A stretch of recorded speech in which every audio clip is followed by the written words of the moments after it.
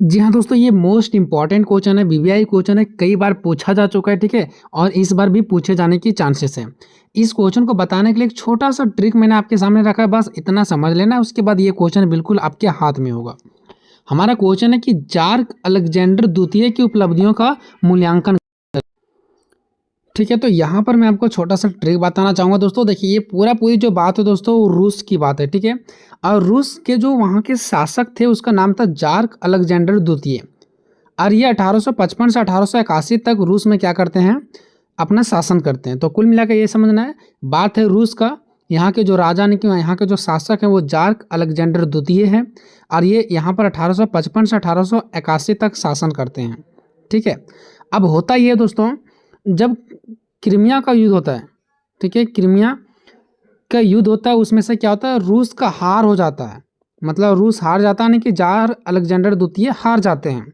जब ये हार जाते हैं ना, तो जार अलेक्जेंडर जो द्वितीय, इनको ऐसा एहसास हुआ कि रूस अगर यही पुरानी सिस्टम पर चलते रहेगी तो कभी भी रूस आगे नहीं बढ़ पाएगी, ठीक है। तो हर चीज़ को वो नया नया यानी आधुनिकीकरण करने का फैसला किया कि रूस को आधुनिकीकरण करेंगे, मतलब नया नया टेक्नोलॉजी वाला चीज़ लाएंगे, सेनाओं को नया नया अपडेट करेंगे, यानी कि जो सेना लोग हैं ना, उसको नया नया प्रशिक्षण करेंगे, नया नया चीज़ों को ज्ञान देंगे, नया नया हथियार बनाएंगे, नया नया उद्योग कारखाना बनाएंगे। मतलब सब चीज़, अगर कोई देश पिछड़ा रहता है ना, तो अगर हर एक चीज़ में उसमें बदलाव किया जाता है तो उसको बोलते हैं आधुनिकीकरण। तो जब ये क्रीमिया का युद्ध हार जाते हैं ना, तो इनको एहसास होता है कि रूस तब तक आगे नहीं बढ़ेगा जब तक रूस का हम आधुनिकीकरण नहीं करेंगे, मतलब नया नया चीज़ ला करके अपने देश को विकास नहीं करेंगे, है ना। तो ये रूस का फिर क्या करते हैं, आधुनिकीकरण करते हैं, मतलब नया नया बदलाव लाना शुरू करते हैं। और ये बहुत सारा बदलाव करते हैं, बहुत सारा क्या करते हैं, बदलाव करते हैं, ठीक है। बस यही सब चीज़ के बारे में आपको पूरी इसमें पढ़ना है। चलिए अब हम लोग आगे आंसर को देखते हैं। पहले देखते हैं प्रस्तावना। जार्क अलेक्जेंडर द्वितीय जो 1855 से 1881 तक रूस के सबसे महत्वपूर्ण शासकों में से एक थे। जार्क अलेक्जेंडर द्वितीय 1855 ईस्वी में जब क्रीमिया का युद्ध हुआ था, उस समय इनका रूस का क्या हुआ था, ये सिंहासन पर ही बैठे थे। मतलब जब क्रीमिया का युद्ध हुआ था, जस्ट उसी समय ये क्या हुए थे, सिंहासन पर बैठे थे, मतलब कि रूस की सीट पर बैठे थे, यानी कि उसी समय ये शासक बने थे। और उसी समय रूस काफ़ी पिछड़ा हुआ था, और क्रीमिया युद्ध में रूस की क्या हो जाता है, हार हो जाता है। और हार के बाद यह साबित कर दिया जाता है कि पुराने ढांचे के साथ रूस आगे नहीं बढ़ सकता है, कि अगर इसी पुराने ढांचे पर चलेंगे, पुरानी व्यवस्था पर चलेंगे और इसमें कुछ बदलाव नहीं करेंगे, तब तक रूस आगे बढ़ नहीं सकता। ऐसा इनको एहसास हो गया। इनका आते ही युद्ध हो गया, हार जाते हैं, ठीक है। और रूस बहुत पिछड़ा हुआ रहता है, तो इनको एहसास होता है कि रूस को हमको आगे ले जाना है, इसके लिए हमको आधुनिकीकरण करना पड़ेगा। अलेक्जेंडर द्वितीय ने स्थिति की गंभीरता को समझा कि हमको क्या करना है। उन्होंने रूस को आधुनिकीकरण बनाने के लिए कई महत्वपूर्ण सुधार किए। आधुनिकीकरण मतलब क्या, सुधार करना, नया नया टेक्नोलॉजी वाला चीज़ लाना, बदलाव करना, ठीक है। उनके शासनकाल में प्रशासन में बदलाव हुआ। प्रशासन मतलब पूरा सिस्टम में, नियम कानून व्यवस्था में, न्याय में, शिक्षा में, सेना में, ये आदि व्यवस्था में क्या हुआ, बड़े परिवर्तन किया गया। यही सबको आधुनिकीकरण कहा जाता है, ठीक है। इसलिए उन्हें मुक्तिदाता जार कहा जाता है। मुक्तिदाता इसलिए दोस्तों क्योंकि उन्होंने बहुत ही अच्छे अच्छे चीज़ों में बदलाव लाना शुरू कर दिया, क्योंकि उन्होंने किसानों को दासता से मुक्त करवाया, और किसानों को अपना दास बना लिया जाता था, यानी कि किसानों को अपना गुलाम बना लिया जाता था, और किसानों से बहुत ज़्यादा काम करवाया जाता था और पैसा नहीं दिया जाता था। तो कोई भी व्यक्ति इससे अगर हम काम करवाते और पैसा नहीं देते तो उसको बोलते हैं दासता, यानी दास प्रथा, ठीक है। तो किसानों को भी दास प्रथा बना लिया गया था। और उस समय जार जो अलेक्जेंडर द्वितीय था ना, वो इस प्रथा को, यानी दास प्रथा को ख़त्म करने का काम किया, इसलिए इसको मुक्ति दाता जार कहा जाता है, ठीक है, क्योंकि बहुत अच्छे अच्छे इन्होंने बदलाव किए। अब देखते हैं जार्क अलेक्जेंडर द्वितीय की प्रमुख उपलब्धियां क्या हैं। तो सबसे पहले दास प्रथा का अंत, जो किसानों को बड़े बड़े लोग अपने अंदर रखते थे और उससे ज़्यादा काम करवाते थे, तो उसको बोलते हैं दास बना करके रख लेना, ठीक है। तो इस प्रथा को सबसे पहले उन्होंने ख़त्म करवाया, या उनकी सबसे बड़ी उपलब्धि थी।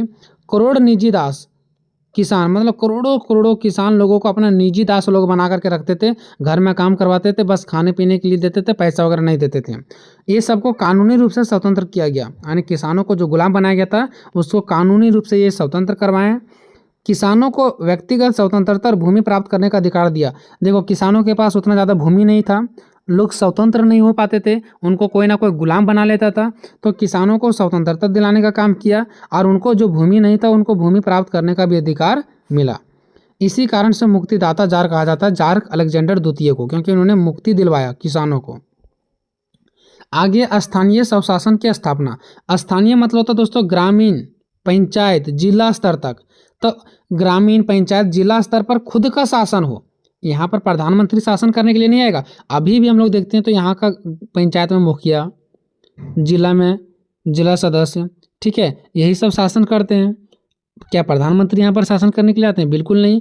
तो ऐसा ही इन लोगों का भी कहना का था कि स्थानीय मतलब सबसे नीचे स्तर पर, गांव, पंचायत, ये लेवल पर सब शासन, यानी कि खुद लोगों का ही शासन हो, कोई बाहरी व्यक्ति यहाँ पर शासन करने के लिए नहीं आए।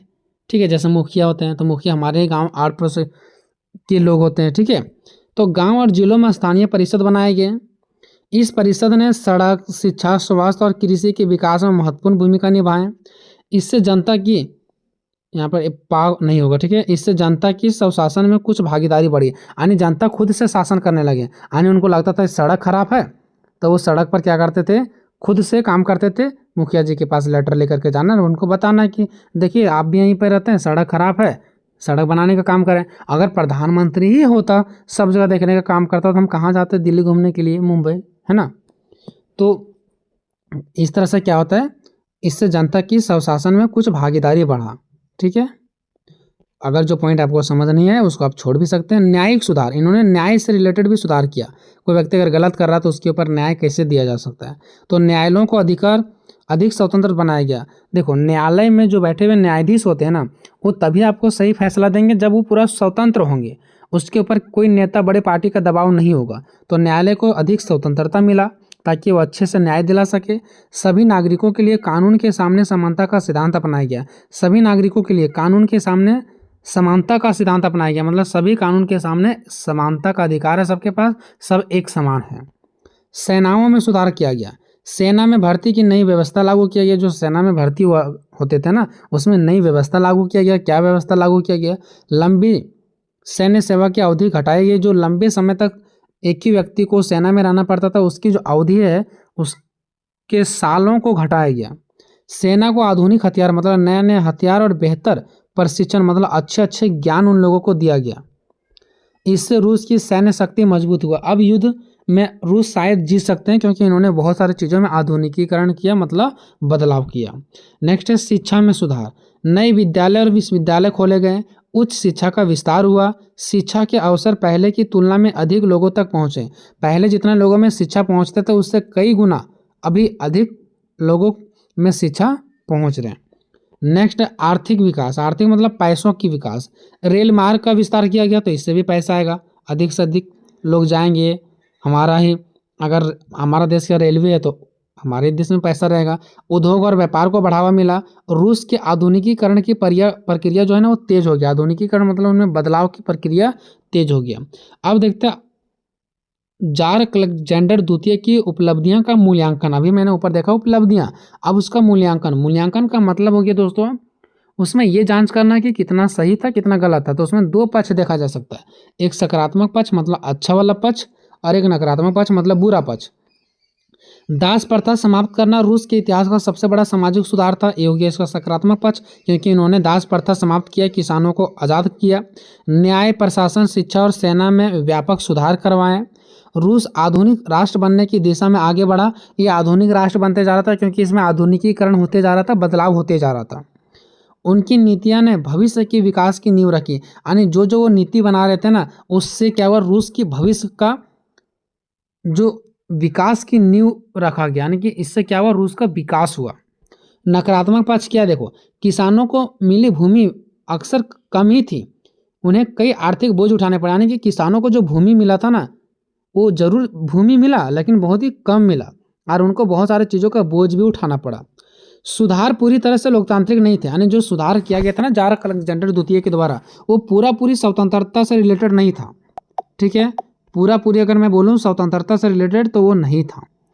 ठीक है, जार की निरंकुशता, सत्ता बयान, मतलब कि जो जार अलेक्जेंडर द्वितीय थे ना, वो अपनी क्या कर रहे थे, निरंकुश, निरंकुश मतलब अपना मनमानी तरीका से ही चल रहे थे, मतलब वो लोगों का नहीं सुन रहे थे, कुछ ऐसे जगह पर वो अपने मनमानी रूप से सुन रहे थे। तो जब कोई सरकार अपने मनमानी रूप से काम करते हैं तो उसको बोलते हैं निरंकुश सरकार, ठीक है। तो लोगों को पूरी स्वतंत्रता नहीं थी, क्योंकि जार अलेक्जेंडर द्वितीय निरंकुश सत्ता बनी रही। निरंकुश सत्ता बनी रही मतलब कुछ जगह पर वो अपने मनमानी रूप से बात को सुनते रहे।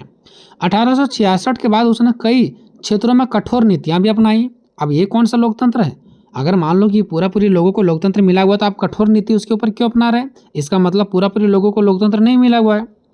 इसी के कारण जब ये कठोर नीतियां बनाने लगे ना, तो इसी के कारण क्रांतिकारी असंतोष बढ़ता गया, और जो लोग क्रांतिकारी कर रहे थे ना सरकार के प्रति, उनके अंदर असंतोष बढ़ता गया, गुस्सा आते गया, और अंततः 1881 में उसकी हत्या कर दी गई, यानी जार अलेक्जेंडर द्वितीय का। शुरू में तो ये अच्छा काम करते हैं, लेकिन लास्ट में ये कठोर नीतियां बनाते हैं। आगे देखिए, जार अलेक्जेंडर द्वितीय रूस का एक महान सुधारक थे। उसने दास प्रथा समाप्त करके न्याय, ठीक है, रूस सेना आदि क्षेत्रों में महत्वपूर्ण सुधार किया गया। उसके सभी सुधार, जितने भी सारे सुधार थे, वो पूरी तरह से सफल नहीं हो पाया, और कई सीमाएं भी थी। कई सीमाएं मतलब उन्होंने कई चीज़ों पर रोक भी लगाया। अधिक रूप से लोगों को स्वतंत्रता नहीं मिला, ये तो रोक ही तो था ना। तो सीमाएं का मतलब वो खुल के लोगों को आज़ादी नहीं दिए, कुछ ना कुछ चीज़ों पर पाबंदी किए। फिर भी उसने रूस के बहुत ही अच्छी मजबूत करने का काम किया, आधुनिकीकरण को मजबूत नींव रखी। हालांकि बाद में गलत किया, लेकिन कुछ तो मजबूत कर दिया रूस के लिए। इसलिए इतिहास में उसे उचित रूप से मुक्तिदाता जार कहा जाता है। किसानों के लिए मुक्ति करने का काम किया, कुछ तो ज़मीन दिया, कुछ तो इन लोगों के लिए भला किया, ठीक है। तो एक छोटा सा क्वेश्चन था। तो दोस्तों वीडियो कैसा लगा कमेंट में अपना राय जरूर दीजिएगा। मिलते हैं नेक्स्ट वीडियो में, तब तक जय हिंद जय भारत।